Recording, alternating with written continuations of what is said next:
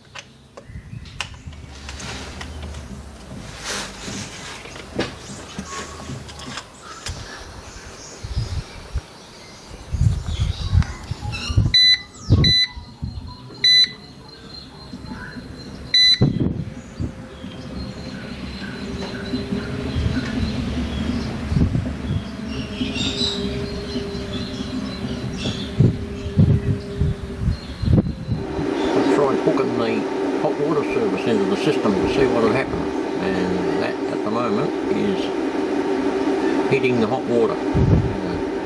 Total draw of about 3,000 watts. We've got nearly 900 coming out of the PV.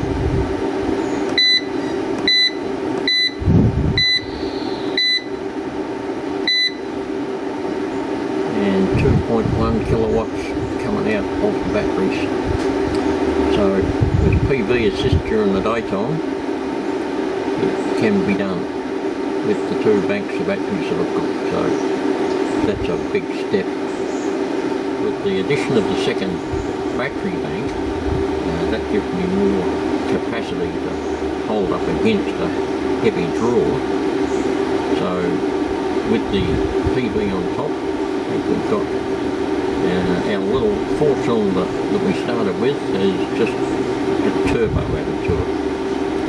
And once I get another bank of batteries and put a few more panels up the top for a little bit more charging capacity, that turbo 4 will turn into a turbo 6. And it's only one step away from a V8 which will run the whole show. So a wrap up of the solar proceedings for today is that I got the second bank of batteries online, which gave me an extra 105 amp hours on top of the first 105, so we've effectively doubled our storage capacity. And I've got all of the shed hooked up to the batteries, which are getting charged up by the solar, of course. And earlier on today I hooked in the hot water service for the house, which draws about 3000 watts when it's heating up, just to see how the batteries would fare. And they got almost through the whole cycle of heating the water back up before they run out of puff. So which I didn't think was too bad. It's definitely very, very close. So with the addition of a third bank of batteries, which I'm sorting out at the moment, we should be over the top of the hill as far as heating the hot water goes. So that'll be a big step in the money saving department, because that's a big draw on the grid, especially at night when you need that battery backup to heat the water up rather than dragging it out of the grid. So all in all, this weekend's been a good progress, and there'll be another instalment once I get the next lot of batteries hooked up, and I'll update you on the stats and whatnot. I've started taking all the numbers from the new inverter and out of the meter box, which has got the feed-in tariff on it, of course, so there'll be all the numbers for dragging out of the grid and feeding into the grid and feeding into the new inverter box, and what's taken out of it, so we can get a bit of an idea of how much money we're actually starting to save.